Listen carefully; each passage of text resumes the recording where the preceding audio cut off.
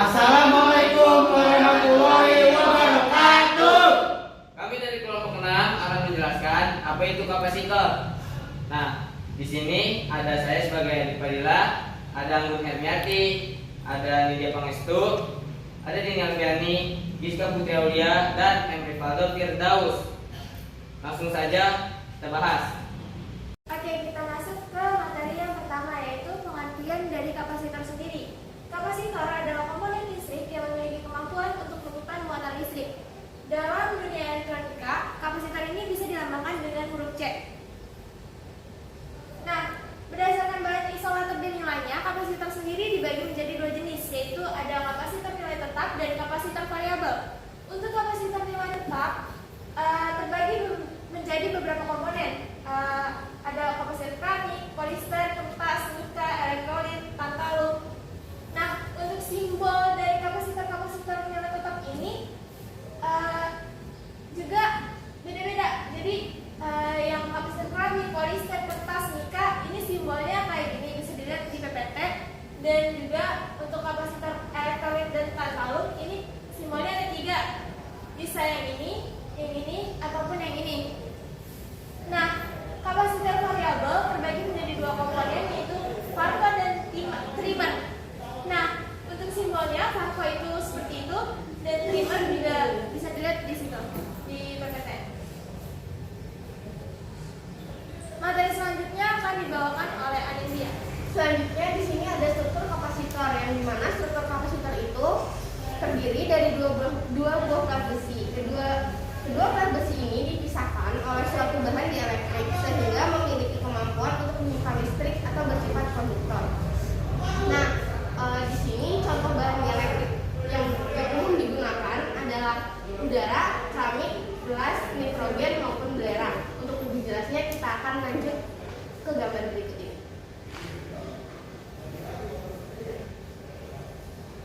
Bisa dilihat pada gambar di sini ada 2 buah plat yang dimana keduanya dihubungkan oleh sumber tegangan V. Setelah dihubungkan, muatan positif dan negatif masing-masing akan mengumpul pada salah satu plat. Dan pada kedua buah plat ini muatannya itu terdapat positif dan negatif dan tidak dapat bercampur satu sama lainnya. Selanjutnya materi akan dijelaskan oleh Adik Fadilah. Fungsi kapasitor memiliki fungsi rangkaian listrik sebagai berikut. Yang pertama itu untuk menyimpan muatan dan energi listrik. Yang kedua untuk memilih frekuensi pemancaran pada pesawat radio. Yang ketiga itu sebagai perata tegangan dalam satu daya atau bisa disebut power supply. Nah, yang keempat itu untuk menghilangkan percikan api pada sistem pengapian kendaraan.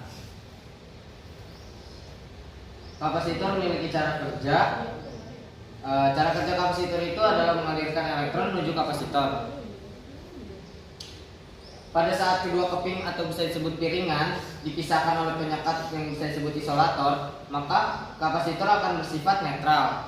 Namun pada saat baterai terhubung, titik pada ujung kutub negatif akan menolak elektron dan sedangkan kutub positif akan menerima elektron. Pada saat kapasitor sudah penuh dengan terisi elektron, kemudian tegangannya akan mengalami perubahan. Maka elektron yang terdapat pada kapasitor ini akan dialirkan menuju rangkaian lain yang membutuhkannya. Nah, elektron-elektron inilah yang nantinya akan membangkitkan reaksi pada rangkaiannya. Contoh, misalnya pada baterai 3 volt disambungkan ke kapasitor dan lampu LED, di mana kapasitor dan lampu LED digabungkan secara paralel. Ketika terpasang energi dari baterai, sebagian akan ke lampu LED dan membuat lampu menyala. Sebagian elektron akan masuk ke kapasitor dan mengisi kapasitor hingga penuh. Ketika baterai dicabut, kapasitor akan mengeluarkan elektronnya menuju lampu LED. Lampu akan menyala sesaat, jadi nggak langsung mati. Hingga energi pada kapasitor habis, baru lampunya akan mati tuh. Sudah. Selanjutnya, kapasitas kapasitor akan dijelaskan oleh M. Kita lanjut ke kapasitor. Kapasitas kapasitor merupakan suatu kemampuan kapasitor untuk menyimpan muatan listrik. Kapasitas kapasitor ini satuannya farad atau dinamakan dengan F. Dinamakan farad karena diambil dari nama penemu alat tersebut, yaitu Michael Farad. Untuk satu farad itu terlalu besar, maka digunakan satuan dalam mikrofarad, dan mikrofarad, satu farad setara dengan 10 pangkat min 6 mikrofarad, dan juga setara dengan 10 pangkat min 9 mikrofarad. Dan cara mengerjakannya dengan rumus C sama dengan Q per V, atau bisa pakai juga Q sama dengan C kali V. Yang sudah kita ketahui, C itu adalah kapasitor atau farad, dan Q adalah muatan yang tersimpan dalam kapasitor atau coulomb. V adalah beda potensial antara kedua alat konduktor atau dalam menggunakan volt. Selanjutnya kita lanjut ke Dini. Kapasitas kapasitor pelat sejajar. Apabila setiap pelat diberi positif Q dan juga negatif Q, maka beda potensial kedua pelat itu ditandai dengan V. Sedangkan untuk luas permukaan pelat ditandai dengan lambang A, dan jarak pisah kedua pelatnya ditandai dengan lambang D. Kapasitas kapasitor pelat sejajar ini dapat diturunkan dari persamaan 1.1, 1.2, dan juga 1.3.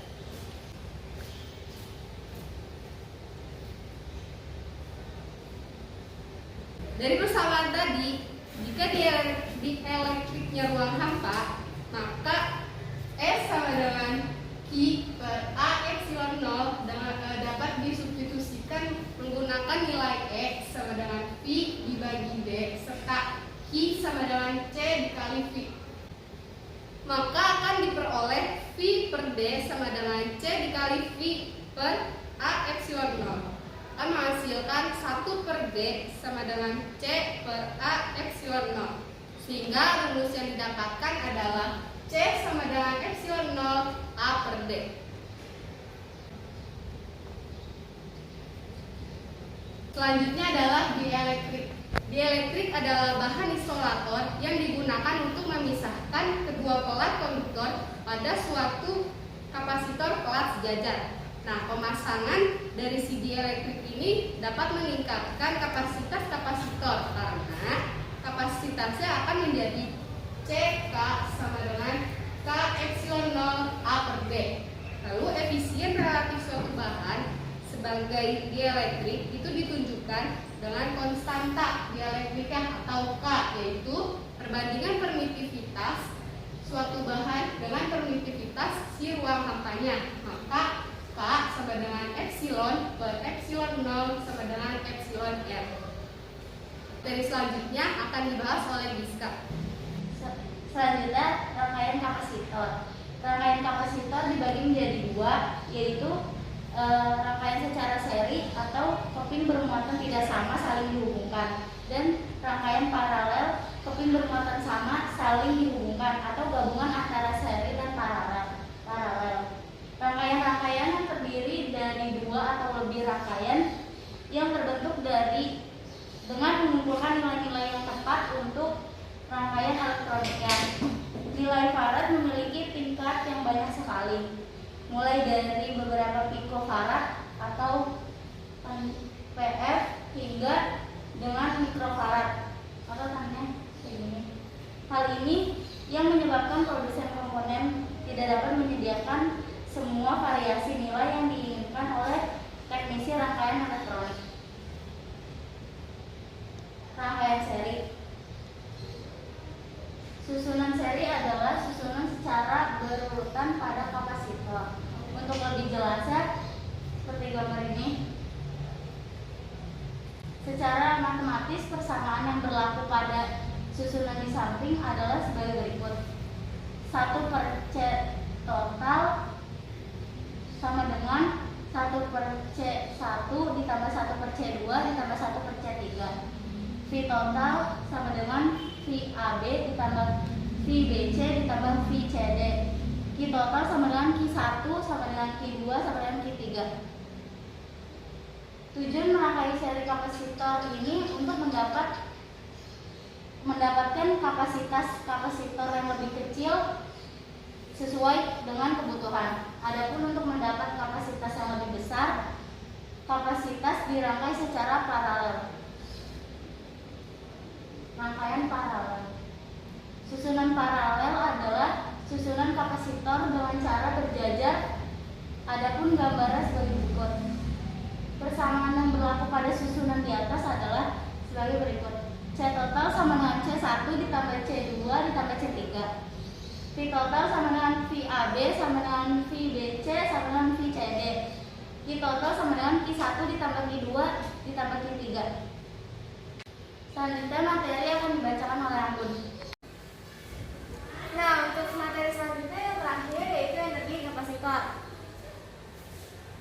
Nah, setelah yang tadi sudah dijelaskan, ingat bahwa kapasitor ini merupakan komponen yang berfungsi untuk menyimpan muatan listrik.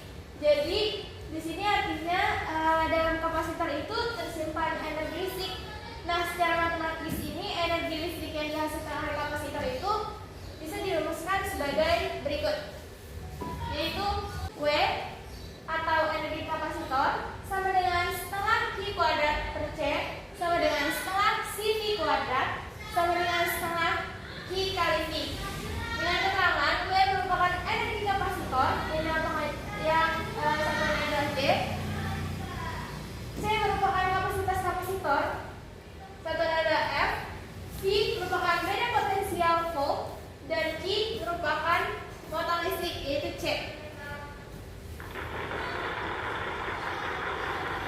Terima kasih atas perhatiannya. Kurang lebih mohon maaf jika ada salah-salah kata karena kesempurnaan yang milik